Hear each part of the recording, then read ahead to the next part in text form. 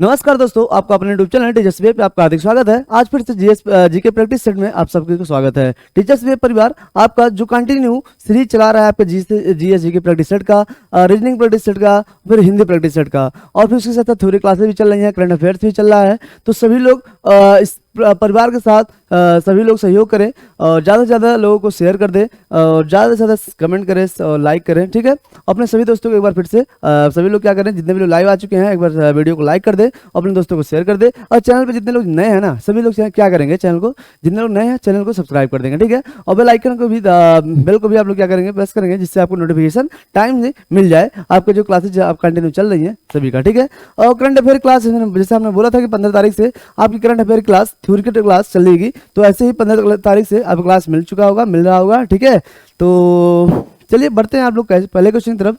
हाँ, सभी लोग को जय हिंद, गुड इवनिंग। जितने भी लोग प्रेजेंट टाइम में लाइव आ चुके हैं सभी लोग को जय हिंद और गुड इवनिंग। ठीक है, गुड इवनिंग एवरीवन। चलिए आज शुरू करते हैं आज का सेशन। आज का जीएसजीके का 50 क्वेश्चन का प्रैक्टिस है। ठीक है, शुरू करते हैं। और हाँ, तो जने कैसे बानी है आप लोग? ठीक बानी ना सब जने? अरे हमारे गोरखपुर का हमारी है प्रिय भाषा है ना, भोजपुरी।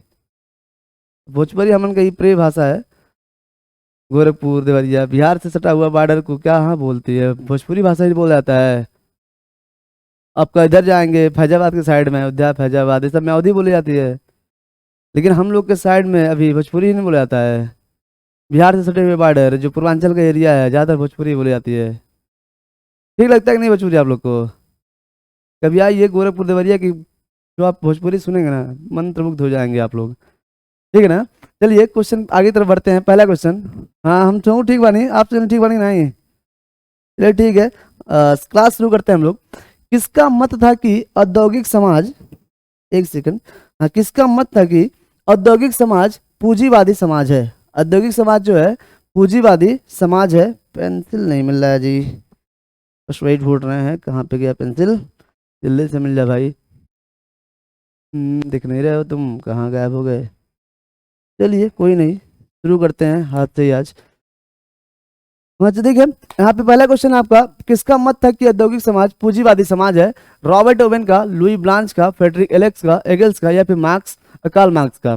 ठीक है, तो यहाँ पे देखेंगे औद्योगिक समाज पूंजीवादी। ठीक है, तो किसका मत था कि आपका औद्योगिक समाज जो पूंजीवादी समाज है, तो कार्ल मार्क्स का सम था। कार्ल मार्क्स का मत था कि औद्योगिक समाज है वो आपका पूंजीवादी समाज है। था क्या पूंजीवादी समाज में कहते थे कि जो फैक्ट्रियाँ वगैरह हैं उसका जो मालिकाना हक है वो आपकी कंपनी के मालिकों को होता है, लेकिन वो जो कमाई करते हैं वो कमाई जो राजा बन जाते हैं वो किससे करते हैं? मजदूरों के मेहनत से ही हम लोग राजा बनते हैं। ठीक है, आगे बढ़ेंगे। जो फैक्ट्रियाँ राजा बनती हैं वो मजदूरों की मेहनत से ही बनती हैं। आगे है, जब भगत सिंह किसके नेता थे? भगत सिंह किसके नेता थे? अनुशीलन समिति के, हिंदुस्तान सोशलिस्ट रिपब्लिक एसोसिएशन के, अभिनव भारत के, या फिर अकाली दल के? ठीक है, तो अकाली दल तो अभी प्रेजेंट टाइम में बना है। ठीक है, जो पंजाब का एक दल है, एक पार्टी है अकाली दल। तो पूछा है कि भगत सिंह किसके नेता थे? अनुशीलन समिति के, हिंदुस्तान सोशलिस्ट रिपब्लिक एसोसिएशन के, या फिर अभिनव भारत के, या फिर अकाली दल के? ठीक है, तो देखेंगे आप लोग भगत सिंह आपके 1924 में, भगत सिंह आपके 1924 में सचिन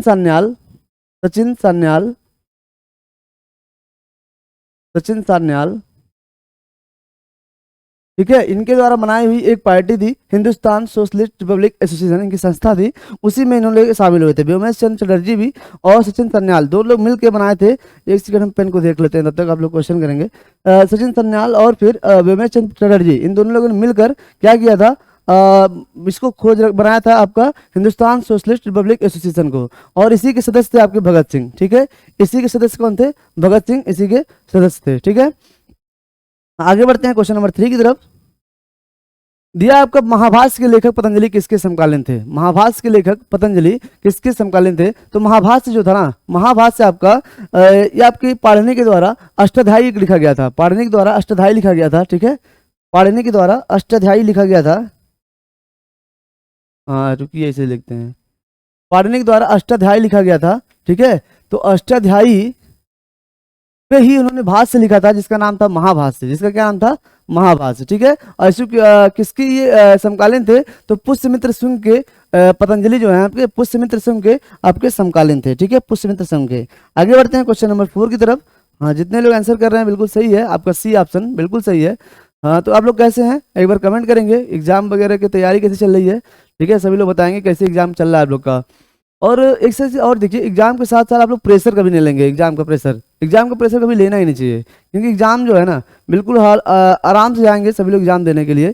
एग्जाम को प्रेशर इसलिए नहीं लेना चाहिए क्योंकि एग्जाम के प्रेशर की वजह से आपके क्वेश्चन भी गलत होते हैं, ठीक है, जो क्वेश्चन आते होते हैं ना वही क्वेश्चन आप गलत कर जाते हैं, फिर बाद में आपको पछतावा होता है कि यार ये क्वेश्चन तो मुझे आता है, ये क्वेश्चन किससे गलत हो गया। तो केवल एग्जाम प्रेशर की वजह से ऐसा होता है, आप क्वेश्चन में बहुत ज्यादा प्रेशर लेते हैं, डिप्रेशन में हो जाते हैं थोड़ा सा, तो ऐसा चीज नहीं करनी चाहिए, ठीक है, साहस है, बढ़िए, आगे बढ़ते रहिए, ठीक है, कभी भी हिम्मत मत हारिए। और कोई भी चीजें बड़ी छोटी नहीं होती, सभी चीजें इक्वल होती हैं, बस आपकी क्षमता होती है, आप क्षमता को अपने बढ़ाइए, और जितना ज़्यादा अपनी क्षमता को बढ़ाएंगे उतनी ज़्यादा मेहनत होगी और उतनी आप सफलता के करीब होंगे और सफलता आप जरूर मिलेगी, ठीक है। तो आगे बढ़ते हैं। चित्तौड़ का कीर्ति स्तंभ किसने बनवाया था? चित्तौड़ का कीर्ति स्तंभ राणा सांगा ने, राणा कुंभा ने, राणा प्रताप ने या फिर राणा उदय सिंह ने? तो देखा जाए चित्तौड़ का कीर्ति स्तंभ किसने बनवाया था? राणा कुंभा ने। राणा कुंभा ने आपका चित्तौड़ का कीर्ति स्तंभ बनाया था, ठीक है। ये मालवा के सिसोदिया वंश के हराकर, मालवा के सिसोदिया वंश को हराने के बाद चित्तौड़ कीर्ति स्तंभ राणा कुंभा ने बनवाया था, ठीक है। मालवा के सिसोदिया वंश को हराने के बाद ये आपके क्या नाम है, राणा कुंभा ने चित्तौड़ का कीर्ति स्तंभ बनवाया था। आगे बढ़ेंगे। वह ब्रिटिश जिसने 1857 के ईस्वी के भारतीय विद्रोह को देखेंगे, वह ब्रिटिश जिसने 1857 ईस्वी के भारतीय विद्रोह को ब्रिटिश पार्लियामेंट के हाउस ऑफ कॉमन्स में राष्ट्रीय विद्रोह की संज्ञा दी थी, ठीक है। अर्नेस्ट जोन्स, पारेस्टन या फिर डिजराएली या फिर ग्लोइस्टोन, ठीक है। तो पहली बात, जो हमारे वहाँ विद्रोह था 1857 का विद्रोह किया गया था, हमारे लिए स्वतंत्रता क्रांति थी, भारत की प्रथम स्वतंत्रता क्रांति मानी जाती है। वहीं पे इन अंग्रेज, हाँ, अंग्रेज चूतियों के लिए क्या था? ये अंग्रेज चूतियों के लिए क्या था? ये राष्ट्रीय विद्रोह था। अरे भैया, मेरा देश, हाँ, तुम लोग राज कर रहे हो, हम तुम्हें भगाने के लिए विद्रोह क्या कर दिया, हमें के ऊपर राष्ट्रद्रोह लगा दे रहे हो। वाह, क्या गजब का चूतियापा है। हाँ, तो डिजराएली जो है ना, डिजराएली ने आपको क्या दिया था? जो 1857 ईस्वी के भारतीय विद्रोह किया था, हाँ, जिसे आप लोग क्या बोलते हैं, स्वतंत्र संग्राम की पहली क्रांति मानते हैं या फिर पहला विद्रोह मानते हैं, ठीक है, जहां से हमारे भारतीय लोगों में एकजुटता आई और अंग्रेजों के खिलाफ बोलना स्टार्ट किया, ठीक है। तो पहली स्वतंत्रता संग्राम की हम लोग पहला विद्रोह मानते हैं।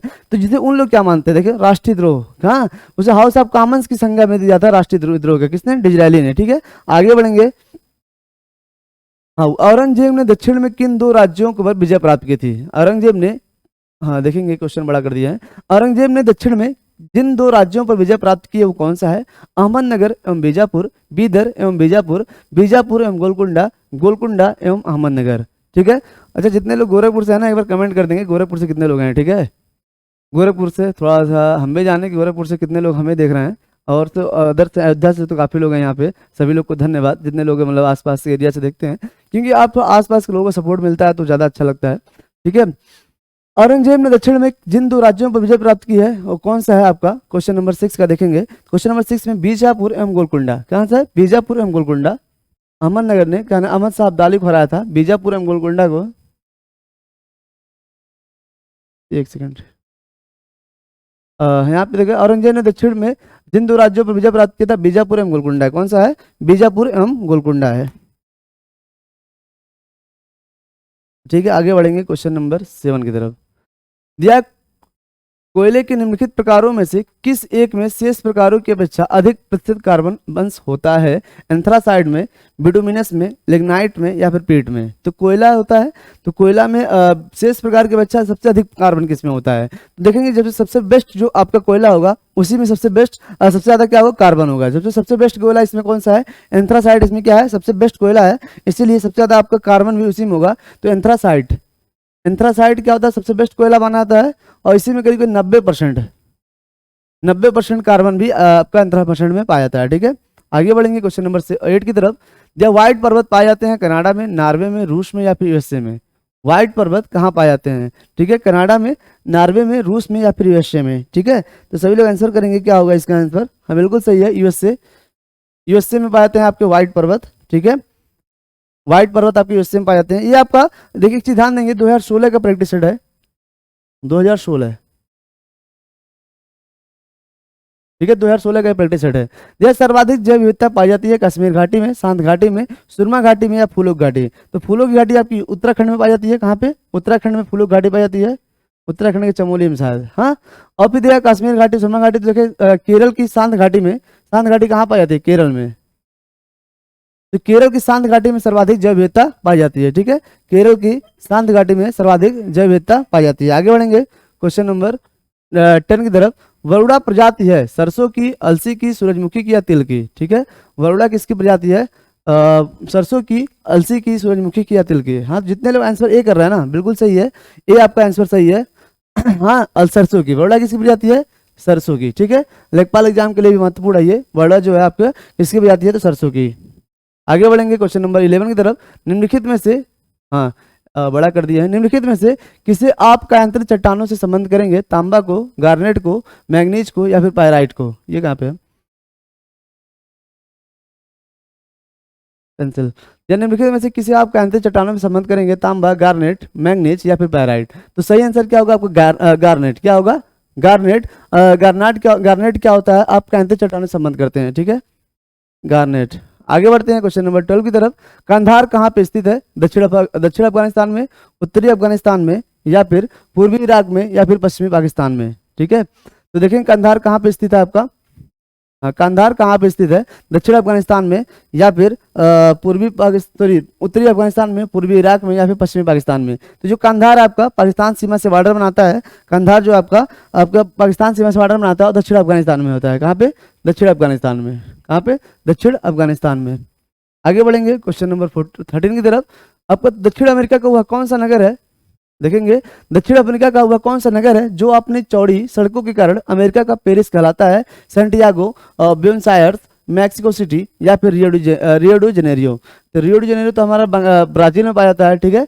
देखेंगे कौन सी चौड़ी सड़कों के कारण, तो ब्यूनस आयर्स, जो ब्यूनस आयर्स है ना, ये आपका दक्षिण अफ्रीका का पेरिस कहलाता है, ठीक है, सॉरी अमेरिका का पेरिस कहलाता है। क्यों? चौड़ी सड़कों के कारण दक्षिण अमेरिका का पेरिस कौन कहलाता है? ब्यूनस आयर्स, ठीक है। आगे बढ़ेंगे क्वेश्चन नंबर 14 की तरफ। हाँ दिया, बाबा गारिया पूजा त्योहार मनाया जाता है, ठीक है। बाबा गारिया पूजा, बाबा गारिया पूजा त्योहार मनाया जाता है अरुणाचल प्रदेश में, हिमाचल प्रदेश में, राजस्थान में या फिर त्रिपुरा में? ठीक है, तो बाबा गारिया पूजा क्यों मनाया जाता है और फिर कहाँ मनाया जाता है देखेंगे। हाँ, बाबा गारिया पूजा त्रिपुरा में। कहाँ मनाया जाता है? त्रिपुरा में। और फिर गौ माता की पूजा किया जाता है इसमें। बाबा गौरिया जो है आपका गौ माता पूजा से संबंधित है, आपका गौ माता से संबंधित है आपका क्या? बाबा गारिया पूजा जो त्रिपुरा में मनाया जाता है, ठीक है। कहाँ पे? त्रिपुरा में। आगे बढ़ेंगे क्वेश्चन नंबर 15 की तरफ। एमनेस्टी इंटरनेशनल का मुख्यालय कहाँ स्थित है? जेनेवा, लंदन, न्यूयॉर्क या फिर द हेग? ठीक है, जेनेवा, लंदन, न्यूयॉर्क या फिर द हेग? तो देखेंगे इंटरनेशनल मुख्यालय कहाँ है आपका? लंदन में। एमनेस्टी इंटरनेशनल का मुख्यालय कहाँ स्थित है? आपका लंदन में, ठीक है। हाँ बहुत सही। अब देखेंगे एक चीज और दिया है आपका, एमनेस्टी लंदन इंटरनेशनल को आपको 1977 में शांति का नोबेल पुरस्कार भी मिला था इसे। शांति का नोबेल पुरस्कार भी आपको एमनेस्टी इंटरनेशनल को मिला था, ठीक है। शांति का नोबेल पुरस्कार एमनेस्टी इंटरनेशनल को 1977 में मिला था। और फिर एमनेस्टी इंटरनेशनल कहाँ पे है? तो लंदन में स्थित है, ठीक है। आगे बढ़ेंगे क्वेश्चन नंबर 16 की तरफ। प्रतिवर्ष 13 फरवरी को महिला दिवस मनाया जाता है किसकी स्मृति में? इंदिरा गांधी की, कमला नेहरू की, सरोजिनी नायडू की या रानी लक्ष्मीबाई की? तो देखेंगे आपका पहली बात, 2 महिला दिवस होता है, एक अंतर्राष्ट्रीय महिला दिवस, ठीक है, इंटरनेशनल महिला दिवस, इंटरनेशनल आपका वुमेन्स डे। इंटरनेशनल जो वुमेन्स डे है आपका कब मनाया जाता है? 8 मार्च को। कब मनाया जाता है? 8 मार्च। वहीं पे बात करें आपका वुमेन्स डे, राष्ट्रीय वुमेन्स डे या फिर इंडियन वुमेन्स डे, तो राष्ट्रीय देख देते हैं, राष्ट्रीय वुमेन्स डे ये पर कब मनाया जाता है? तो ये अपना 13 फरवरी। कब से मनाया जाता है?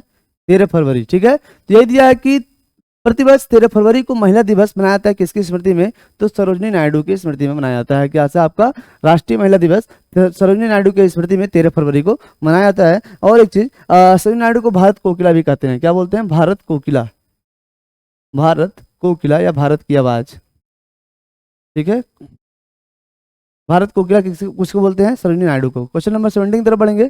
मैग्सेसे पुरस्कार विजेता पहले भारतीय कौन थे? मैग्सेसे पुरस्कार विजेता पहले भारतीय कौन थे? तो मैग्सेसे जो होता है ना, मैग्सेसे वो एशिया का नोबेल पुरस्कार से भी आपका इक्वल किया जाता है, बराबर किया जाता है कि जो मैग्सेसे पुरस्कार है वो एशिया का नोबेल पुरस्कार भी है, ठीक है, एशिया का नोबेल पुरस्कार भी है। तो देखेंगे ये आपका क्या है, इसे किसे मिला था? तो एशिया का नोबेल पुरस्कार मतलब मैग्सेसे पुरस्कार सबसे पहले विनोबा भावे को मिला था 1958 में। कब मिला था? 1958 में विनोबा भावे को मिला था आपका मैग्सेसे पुरस्कार या फिर एशिया का नोबेल पुरस्कार। ठीक है, पहले भारतीय थे विनोबा भावे जिन्हें एशिया का नोबेल पुरस्कार या फिर रमन मैग्सेसे पुरस्कार मिला था। ठीक है, आगे बढ़ेंगे क्वेश्चन नंबर 18 की तरफ। दिया निम्नलिखित में से, बड़ा कर दे एक बार, निम्नलिखित में से किस पाकिस्तानी नागरिक को भारत सरकार द्वारा भारत रत्न से सम्मानित किया गया है? देखेंगे अभी तक 2 विदेशियों को, मतलब भारत से बाहर 2 लोगों को भारत रत्न दिया जा चुका है। ठीक है, भारत रत्न दिया जा चुका है। एक तो खान अब्दुल गफ्फार खान जो पाकिस्तान के हैं, खान अब्दुल गफ्फार खान जो पाकिस्तान के हैं, इन्हें दिया गया था 1987 में। ठीक है, एक पहले विदेशी ये थे, और दूसरे विदेशी थे आपके नेल्सन मंडेला। सभी लोग सुन रखे होंगे नेल्सन मंडेला का नाम। नेल्सन मंडेला को दिया गया था, दूसरे विदेशी ये थे नेल्सन मंडेला, जिन्हें भारत रत्न दिया गया था। भारत रत्न जो आपका भारत का क्या है, सबसे बड़ा पुरस्कार है आपका। ठीक है, ये कब दिया गया था? 1990 में। ठीक है, 1987 में मिला था खान अब्दुल गफ्फार खान को, 1990 में किसे मिला था? नेल्सन मंडेला को। आगे बढ़ेंगे क्वेश्चन नंबर 19 की तरफ। दिया मोहिनी अट्टम परंपरागत नृत्य है आंध्र प्रदेश का, तो आंध्र प्रदेश का नृत्य क्या है आपका? कुचिपुड़ी। ठीक है, कर्नाटक का यक्षगान, केरल का क्या है? केरल का आपका मोहिनी अट्टम है, और फिर तमिलनाडु का आप लोग जानते हैं पोंगल वगैरह आपका है। तो देखेंगे मोहिनी अट्टम अट्टम ये सब कहाँ का है? कथकली वगैरह केरल का है। ठीक है, कहाँ का है आपका? केरल का। और फिर बात किया जाए, हाँ आगे हो गया आपका आंध्र प्रदेश का कुचिपुड़ी, कर्नाटक का यक्षगान याद रखेंगे, कर्नाटक का यक्षगान अक्सर क्वेश्चन पूछता रहता है। अगला क्वेश्चन होगा, कौन सी प्रथम भारतीय राज्य है जिसने प्लास्टिक की थैलियों के उपयोग पर पूर्ण रोक लगा दी है? हरियाणा ने, हिमाचल प्रदेश में, झारखंड ने, या फिर कर्नाटक ने? हाँ, वह कौन सा प्रथम भारतीय राज्य है जिसने प्लास्टिक की थैलियों के उपयोग पर पूर्ण रोक लगा दी है? तो वो कौन सा राज्य है? हिमाचल प्रदेश। हिमाचल प्रदेश में क्या हो रहा था कि सेब की खेती पे इसका प्लास्टिक की थैलियों का बुरा प्रभाव पड़ रहा था। प्लास्टिक की थैलियों की वजह से सेब की खेती में पैदावार थोड़ा कम हो रहे थे यहाँ। ठीक उसी वजह से हिमाचल प्रदेश ने क्या कर दिया है, पूरे तरीके से प्लास्टिक की थैलियों पर पूर्ण रोक लगा दिया, बैन कर दिया है। ठीक है, आगे बढ़ेंगे। 1 सेकंड सब लोग लगे रहेंगे, बस हो गया है। ठीक है, हाँ जितने भी लोग अभी प्रेजेंट टाइम में ना वीडियो को देख रहे हैं, क्या करेंगे बस शेयर कर देंगे और सभी लोग लाइक कर देंगे। ठीक है, चैनल पे जितने लोग नए आए हुए हैं चैनल पे जितने लोग, चैनल को सब्सक्राइब कर देंगे। ठीक है, आगे बढ़ते हैं। राज्यपाल, हाँ जितने भी लोग चैनल को नए आए ना, सभी लोग चैनल को एक बार सब्सक्राइब कर देंगे, वीडियो को लाइक करेंगे और अपने सभी दोस्तों को शेयर कर देंगे। राज्यपाल और मंत्रिपरिषद के बीच कड़ी का काम कौन करता है? दिया है क्वेश्चन नंबर 21। राज्यपाल और मंत्रिपरिषद के बीच कड़ी का काम कौन कर सकता है? तो आर्टिकल 166 सॉरी, आर्टिकल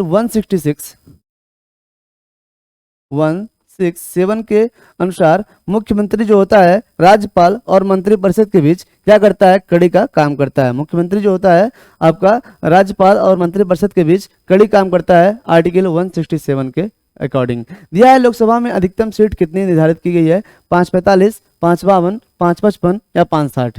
ठीक है, तो लोकसभा में अधिकतम सीट कितनी है आपकी? 552, 545, 555 या फिर 560। तो सभी लोग इसका आंसर करेंगे लोकसभा में कितने सीट हैं। ठीक है, हाँ बहुत इजी आपका, बहुत ही क्वेश्चन भी पूछता है हमेशा। 552 कितने हैं? 552, 530 आपके राज्यों से। ठीक है, राज्यों से आपका 530, 20 आपके संघ शासित राज्यों से। ठीक है, 2 आपके एंग्लो इंडियन, 2 आपके कितने रहते हैं? Anglo Indian. तो पूरा टोटल कितने हो जाएंगे आपके? 552। ठीक है, 552 आपके लोकसभा में अधिकतम सीटों के निर्धारित की गई हैं। अगला क्वेश्चन आपका, भारत में स्थानीय स्वशासन का जनक किसे बोला जाता है? स्थानीय स्वशासन का जनक किसे बोलता है? लॉर्ड रिपन को, लॉर्ड कार्नवालिस को, लॉर्ड मैकाले को या फिर लॉर्ड मिंटो को? ठीक है, तो स्थानीय स्वशासन का जनक किसे कहा जाता है? आप लोग सभी लोग आंसर करेंगे। हाँ सही है। देखेंगे यहाँ पे एक होता है स्थानीय स्वशासन, एक होता है अस्थायी बंदोबस्त। ठीक है, तो यहाँ पे कंफ्यूज मत होइएगा, अक्सर लोग कंफ्यूज होते हैं इसी में। अस्थायी बंदोबस्त क्या है और अस्थायी स्वशासन क्या है? स्थानीय स्वशासन के जनक मानाता है किसको? लॉर्ड रिपन को। लॉर्ड रिपन को स्थानीय स्वशासन का जनक मानाता है। वहीं पे अस्थायी बंदोबस्त का जनक किसे मानता है? लॉर्ड कार्नवालिस को। अस्थायी बंदोबस्त, यहाँ पे आप लोग कंफ्यूज मत होइएगा। अस्थायी बंदोबस्त, ठीक है, अस्थायी बंदोबस्त जो है आपका ये है लॉर्ड कार्नवालिस। यहीं पे स्थानीय स्वशासन जो है आपके लॉर्ड रिपन 1882। ठीक है, लॉर्ड रिपन जो 1882 में स्थानीय स्वशासन को जनक माना जाता है। आगे बढ़ेंगे। जब किस राज्य में सर्वप्रथम महिलाओं को पंचायती राज संस्था में 50% का आरक्षण दिया गया है? तो इन सभी राज्यों में आप महिलाओं को 50% आरक्षण की बात कही गई है, लेकिन सर्वप्रथम दिया किस राज्य में 50% महिलाओं को आरक्षण देने की बात की गई? तो पहला राज्य आपका बिहार था। वो कौन सा राज्य था? बिहार, जिसमें 50% महिलाओं को आरक्षण देने की बात कही गई पंचायती राज संस्था में। आगे बढ़ेंगे, वर्तमान भारतीय संविधान में कितने मौलिक कर्तव्य हैं? 10, 11, 12 या फिर 13? या 10, 11, 12 या फिर 13? ठीक है, तो मौलिक कर्तव्य पूछा है, तो जानते हैं आप लोग मौलिक कर्तव्य पहले 10 था, लेकिन 86वें संविधान संशोधन के अनुसार एक और बढ़ गया है, इसलिए आपका प्रेजेंट टाइम में, वर्तमान में भारतीय संविधान में 11 मौलिक कर्तव्य हैं। ठीक है, आगे बढ़ेंगे, तारों के रंग सूचक होते हैं भार के, आयतन के, प्रकीर्णन के या फिर ताप के? तारों के जो रंग सूचक होते हैं वो क्या होते हैं? भार के होते हैं, आयतन के होते हैं, प्रकीर्णन के होते हैं या फिर ताप के होते हैं? तो देखेंगे सही आंसर क्या होगा? ताप। तारों के जो रंग सूचक होते हैं ना, वो किसके होते हैं? ताप के होते हैं। आगे बढ़ेंगे, 27, एक तत्व के समस्थानिक में क्या होता है?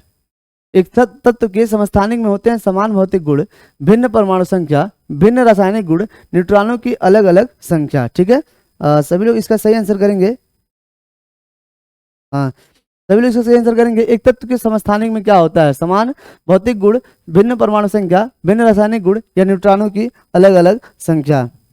बिल्कुल सही है। जो समस्थानिक होता है तत्व का ना, उसमें न्यूट्रॉनों की अलग अलग संख्या पे डिपेंड होता है।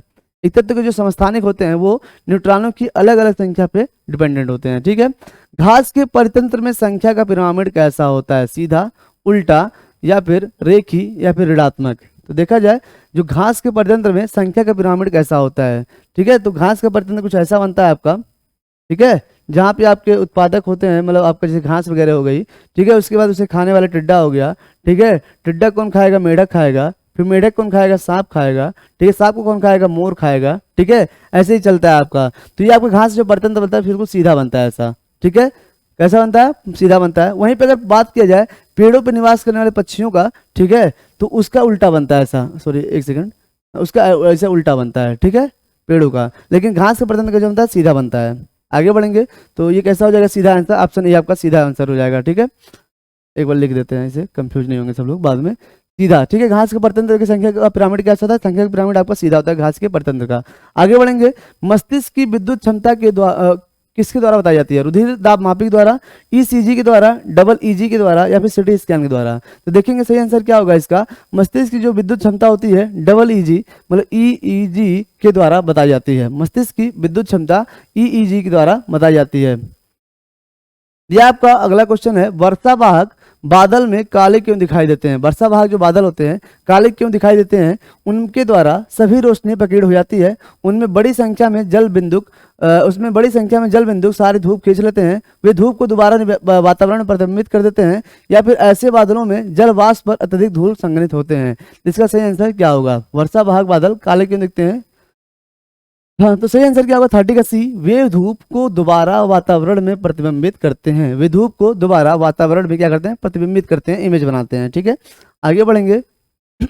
31, फ्रांस में राजतंत्र के उन्मूलन के समय स्थापित जैकोबिन क्लब के सदस्य समाज के किस हिस्से से संबंध रखते थे? कम समृद्ध हिस्से से, कुलीन वर्ग से, अमीर वर्ग से, अमीर और कुलीन दोनों वर्ग से? तो देखेंगे जैकोबिन क्लब के सदस्य, पहले बात देखिए जैकोबिन क्लब क्या थे। जैकोबिन क्लब में आपके लेबर, श्रम, दुकानों पे काम करने वाले, नाई, यही सब लोग थे, छोटे छोटे लोग। तो इससे सीधा आंसर क्या मिल जाएगा आपका कि जो हिस्से संबंध रखते कम समृद्ध हिस्से से रखते थे, कम समृद्ध वाले लोग आपका जैकोबिन क्लब के सदस्य थे। ठीक है, आगे बढ़ते हैं।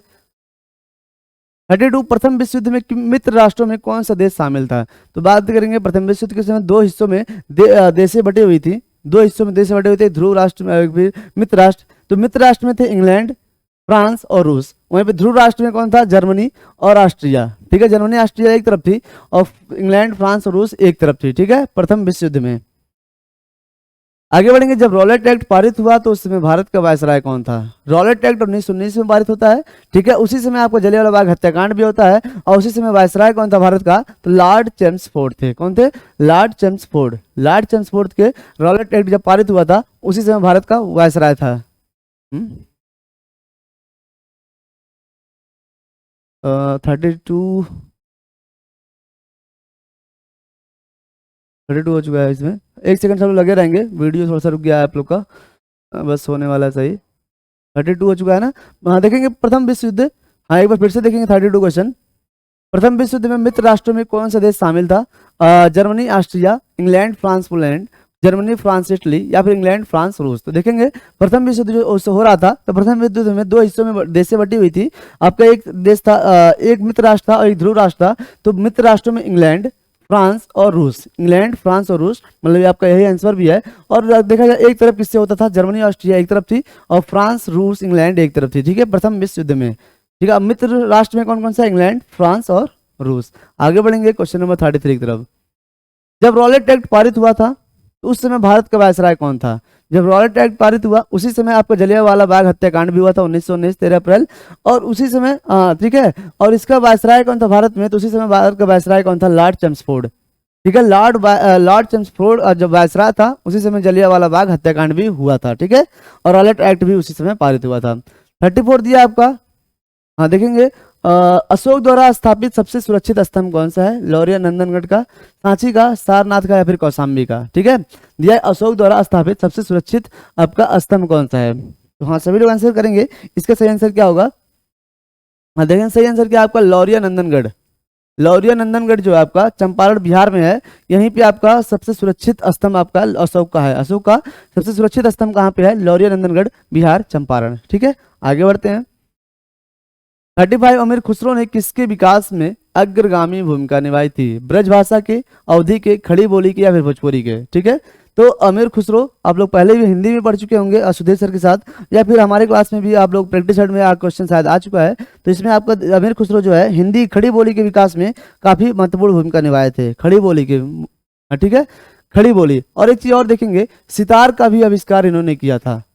माना जाता है कि सितार का आविष्कार भारत में आविष्कार सितार का अमीर खुसरो के द्वारा ही किया गया था। ठीक है, सितार का आविष्कार अमीर खुसरो के द्वारा ही माना जाता है, और खड़ी बोली का विकास भी इन्हीं के द्वारा माना जाता है। अगला क्वेश्चन है आपका, किसके प्रशासन काल में अस्थायी बंदोबस्त प्रारंभ किया गया था? अभी पिछले क्वेश्चन में बताया लॉर्ड रिपन के समय में कि लॉर्ड रिपन आपके स्थानीय स्वशासन के जनक है, तो आपका अस्थायी बंदोबस्त किसने प्रारंभ किया? तो लॉर्ड कॉर्नवालिस। ठीक है, ये क्वेश्चन बताया हमने कि लॉर्ड कॉर्नवालिस जो किसका संबंधित है? अस्थायी बंदोबस्त प्रणाली से संबंधित है लॉर्ड कॉर्नवालिस। ठीक है, आगे बढ़ेंगे।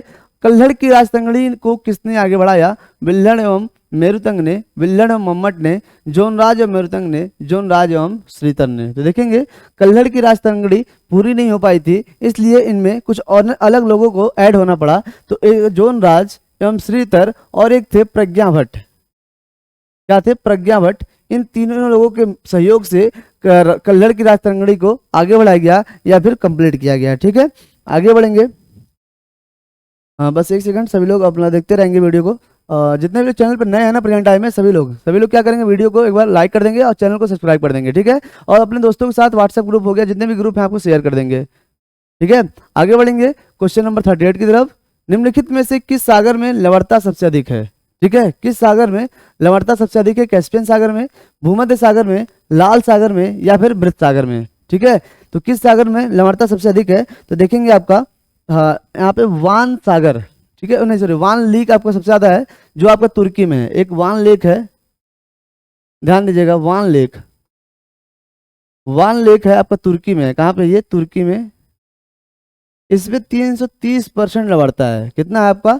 330% लवणता है आपका कहाँ पे? वान लेक में। ठीक है, वहीं पे बात किया जाए आपका मृत सागर में, ठीक है, 24% है। कितना है? 24%। तो देखिए किस सागर में लवणता अधिक है? तो आपका मृत सागर में सबसे अधिक लवणता है। और पूरे विश्व की अदर चीजों की बात करें तो वान लेक में सबसे अधिक लवणता है, जो तुर्की में है, और करीब करीब 330% लवणता है आपका वान लेक में। आगे बढ़ेंगे। 39 निम्नलिखित में से कौन सा राज्य भारत में मैग्नीज का सर्वाधिक उत्पादन करता है? महाराष्ट्र, मध्य प्रदेश, कर्नाटक, या फिर उड़ीसा। ठीक है, महाराष्ट्र, मध्य प्रदेश, कर्नाटक, या फिर उड़ीसा। और बड़ा कर दे एक बार।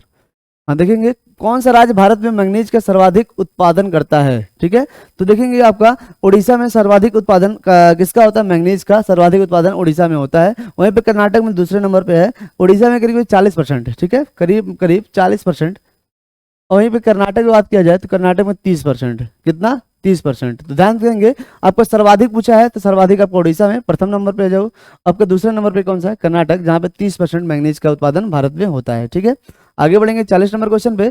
निम्न में से कौन सा सुमेलित नहीं है? आपका नांगल बांध सतलज, सरदार सरोवर परियोजना नर्मदा, नागार्जुन सागर गोदावरी, हीराकुंड बांध महानदी। तो देखेंगे पहले इसमें आपका एक ही गलत है और 3 बिल्कुल सही है। तो कौन सा सही है, पहले ये देखेंगे। हीराकुंड बांध नदी महानदी बिल्कुल सही है। नागार्जुन सागर ये गलत है आपका, गोदावरी नदी पर नहीं है, ये कृष्णा कर्नाटक नदी पे, कर्नाटक के कृष्णा नदी पर है, ठीक है, आपका कृष्णा नदी पे है, ठीक है, जो यहाँ पे हैदराबाद में है, कर्नाटक कर दिया सॉरी, कृष्णा नदी पे है। ये कौन सा, नागार्जुन सागर कहाँ पे है, कृष्णा नदी पे। और कहाँ पे है ये, हैदराबाद, कहाँ पे है, हैदराबाद, ठीक है। सरदार सरोवर परियोजना नर्मदा नदी पे है और नांगल बांध सतलज आपका सतलज नदी पे बिल्कुल सही है। तो इसमें आपका ये ऑप्शन गलत हो जाएगा, क्योंकि नागार्जुन सागर जो है कृष्णा नदी पर है, जो हैदराबाद में स्थित है। और इसके सभी ऑप्शन क्या थे, सही थे। नांगल बांध सतलज, सरदार सरोवर परियोजना नर्मदा, हीराकुंड बांध महानदी बिल्कुल सही था। आगे बढ़ेंगे क्वेश्चन नंबर 41 की तरफ। सूर्य के चारों ओर परिक्रमा में निम्न में से कौन सा ग्रह अधिकतम समय लेता है, कौन सा ग्रह अधिकतम समय लेता है, पृथ्वी, बृहस्पति, मंगल और फिर शुक्र। पृथ्वी, बृहस्पति, मंगल या फिर शुक्र, कौन सा ग्रह जो सबसे अधिक समय लेता है आपका क्या करने में, परिक्रमा करने पे। तो देखेंगे करीब करीब 164 साल, 164 ईयर सबसे अधिक समय लेता है कौन, 164 ईयर वरुण लेता है, जो आज के डेट में प्लेनेट ना होके क्या है, बौना प्लेनेट है, ठीक है। बौने प्लेनेट की श्रेणी में रख दिया गया इसको, वरुण प्लेनेट को, वरुण ग्रह को आपका बौने प्लेनेट के बौने ग्रह के श्रेणी में रख दिया गया है। यहीं पे बृहस्पति की बात करें, अदर ग्रहों में सबसे अधिक आपका 11.2 ईयर का समय लेता है कौन, बृहस्पति, ठीक है। आंसर क्या होगा आपका, बृहस्पति 11.2 ईयर का समय लेता है। लेकिन इस तरीके से देखा जाए तो सबसे ज्यादा समय कौन लेता है आपका वरुण, 164 साल का समय लेता है पूरा एक परिक्रमा करने में। आगे बढ़ेंगे 42 की तरफ। बांकू किस लिए प्रसिद्ध है, लोहा उद्योग के लिए, हवाई जहाज उद्योग के लिए, समुद्री जहाज उद्योग के लिए या फिर पेट्रोलियम के लिए। तो क्वेश्चन नंबर 42 का आंसर करेंगे आप लोग। बांकू, बांकू अगर देखा जाए तो एक कहाँ की राजधानी है, अजरबैजान एक कंट्री है, अजरबैजान, ठीक है, वहीं की ये एक राजधानी है। एक सेकंड, हाँ बस देखेंगे, बांकू जो है आपका कहाँ की, अजरबैजान की राजधानी है, अजरबैजान, अजरबैजान की राजधानी है कौन सी, बांकू, जो पेट्रोलियम के लिए प्रसिद्ध है। किसके लिए, पेट्रोलियम के लिए प्रसिद्ध है, ठीक है, पेट्रोलियम के लिए अजरबैजान का बांकू शहर प्रसिद्ध है, ठीक है। अगला क्वेश्चन है, हरित क्रांति में प्रयुक्त मुख्य पादप या फसल कौन सा था। हाँ देखेंगे, हरित क्रांति में प्रयुक्त मुख्य पादप या फसल कौन सा था, जापानिक चावल या फिर भारतीय चावल, समर गेहूं या मैक्सिकन गेहूं। तो देखा जाए हरित क्रांति में सर्वाधिक विकास अगर देखा जाए तो किस फसल का हुआ था, गेहूं का हुआ था, और फिर मैक्सिकन गेहूं का सर्वाधिक प्रयुक्त हुआ था, ठीक है। प्रयुक्त मुख्य पादप कौन था, मैक्सिकन गेहूं, ठीक है। आगे बढ़ते हैं क्वेश्चन नंबर 44 की तरफ। दिया नोबेल पुरस्कार दिया जाता है नॉर्वे सरकार द्वारा, स्विट्जरलैंड सरकार द्वारा, स्वीडन सरकार द्वारा या फिर स्वीडिश अकादमी द्वारा। ये आपका इंपॉर्टेंट क्वेश्चन है। एक नोबेल पुरस्कार किसके द्वारा दिया जाता है, तो नोबेल पुरस्कार आपका स्वीडिश अकादमी द्वारा दिया जाता है। किसके द्वारा, स्वीडिश अकादमी द्वारा आपका नोबेल पुरस्कार दिया जाता है, ठीक है, बिल्कुल सही है, स्वीडिश अकादमी द्वारा। आगे बढ़ेंगे। डॉक्टर अमर्त्य सेन को नोबेल पुरस्कार उनके निम्न में से किस एक के योगदान के अभियान में दिया गया, ठीक है, अब दिख रहा होगा बस, हाँ देखा, डॉक्टर अमर्त्य सेन को नोबेल पुरस्कार उनके निम्न में से किस एक के योगदान के अभियान में दिया गया था, श्रम अर्थशास्त्र, विपणन अर्थशास्त्र, मौद्रिक अर्थशास्त्र या फिर कल्याणकारी अर्थशास्त्र। तो देखा जाए इसमें सही आंसर क्या होगा, डॉक्टर अमर्त्य सेन को नोबेल पुरस्कार कल्याणकारी अर्थशास्त्र के लिए दिया गया था, ठीक है। नोबेल पुरस्कार जो कल्याणकारी अर्थशास्त्र के लिए डॉक्टर अमर्त्य सेन को दिया गया था। अमर्त्य सेन के बारे में पढ़ा चुके हैं 1-2 क्लास में, मतलब ऐसे ही प्रैक्टिस सेट में ही। दिया निम्न में से किसे डायनासोर्स का कब्रिस्तान कहा जाता है, मतलब डायनासोर्स की सबसे ज्यादा आपकी अस्थिपज्जियां कहाँ मिली हैं, ठीक है, इसीलिए आपको डायनासोर्स का कब्रगाह किस देश को कहा जाता है, चीन, मोन्टाना, अर्जेंटीना या फिर ब्राजील, ठीक है। तो सभी लोग आंसर करेंगे आपका। मोन्टेना जो आपका कनाडा का एक हिस्सा है, कनाडा का एक राज्य है मोन्टेना, ठीक है। मोन्टाना जो है आपका कनाडा का एक हिस्सा है, जहाँ पे डायनासोर्स का कब्रिस्तान कहा जाता है, ठीक है। मोन्टाना को डायनासोर्स का कब्रिस्तान कहा जाता है, ठीक है। और मोन्टाना कहाँ का है, तो मोन्टाना आपका कनाडा का एक राज्य या फिर एक शहर है। आगे बढ़ेंगे, अंधा युग के लेखक कौन है, बिल्कुल सीधा आंसर देंगे आप लोग। अंधा युग के लेखक कौन है, रामधारी सिंह दिनकर, महावीर प्रसाद द्विवेदी, धर्मवीर भारती या फिर मोहन राकेश, ठीक है। तो सीधा आंसर क्या हो जाएगा आपका, अंधा युग के लेखक कौन है, धर्मवीर भारती, कौन है, धर्मवीर भारती, ठीक है। नेक्स्ट क्वेश्चन 48 की तरफ। भारत का संविधान कैसा संविधान है, धर्मनिरपेक्ष, सांप्रदायिक, हिंदुत्ववादी, इस्लाम से प्रेरित। तो आप लोग पहले भी क्वेश्चन पढ़ चुके हैं आपका 45वें संविधान संशोधन 1976 के द्वारा धर्मनिरपेक्ष, अखंडता और फिर क्या संप्रभुता को जोड़ा गया था, इसीलिए भारत संविधान भी कैसा है, तो भारत का संविधान कैसा है, धर्मनिरपेक्ष है। ठीक है, जहाँ किसी एक धर्म का शासन नहीं चलता है, जहाँ लोकतंत्र या फिर संविधान का शासन चलता है। ठीक है, आगे बढ़ेंगे, किसी एक धर्म को मानता भी नहीं है, सभी धर्म संभाव, सर्वधर्म संभाव का देश है, कौन है, भारत। ठीक है, आगे बढ़ेंगे, संसद के गठन का वर्णन भारतीय संविधान के किस भाग में किया गया है, भाग 2, भाग 3, भाग 4 या फिर भाग 5। ठीक है, तो दिया है संसद के गठन का वर्णन। पॉलिटिक्स सब्जेक्ट में आप लोग पढ़े होंगे पूरी क्लास में सर के साथ, सुधीर सर के साथ। संसद के गठन का वर्णन भारतीय संविधान के भाग 5 में किया जाता है। ठीक है, भाग 5 में किया जाता है। ठीक है, आगे बढ़ेंगे, अभी तक जितने लोगों ने वीडियो को लाइक नहीं किया है तो सभी लोग से निवेदन है कि वीडियो को लाइक कर देंगे, और जितने भी चैनल पर नए हैं चैनल को सब्सक्राइब कर देंगे। ठीक है, अगला क्वेश्चन आपको, राज्यसभा के सदस्यों का कार्यकाल कितने वर्ष का होता है। ठीक है, तो ये भी क्वेश्चन हो चुका है आपको प्रैक्टिस सेट में ही। तो राज्यसभा के सदस्यों का कार्यकाल आपका 6 वर्ष का होता है। कहाँ तक होता है, 6 वर्ष का। 6 वर्ष का कार्यकाल होता है किसका, राज्यसभा के सदस्यों का। और प्रत्येक 2 वर्ष बाद 1/3 सदस्य क्या होते हैं, निर्वाचित हो जाते हैं आपके, मतलब राज्यसभा के और जितने भी सदस्य होते हैं 1/3 सदस्य प्रत्येक 2 साल पर, कितने बाद 2 साल पर क्या होते हैं, निश्चित हो जाते हैं। ठीक है, तो आपका ये 50 क्वेश्चन का सीरीज यहीं पे खत्म होता है। कैसे क्लास लगा आपको, कैसा वीडियो लग रहा है, और कुछ क्लासेस जो आपके क्लासेस चल रहे हैं, आपके 7 बजे आपका चल रहा है हिंदी क्लासेस, 8 बजे आपका रीजनिंग क्लासेस, और फिर प्रैक्टिस सेट आपका करंट अफेयर का, करंट अफेयर के आपके थ्योरी भी क्लासेस शुरू हो गए हैं।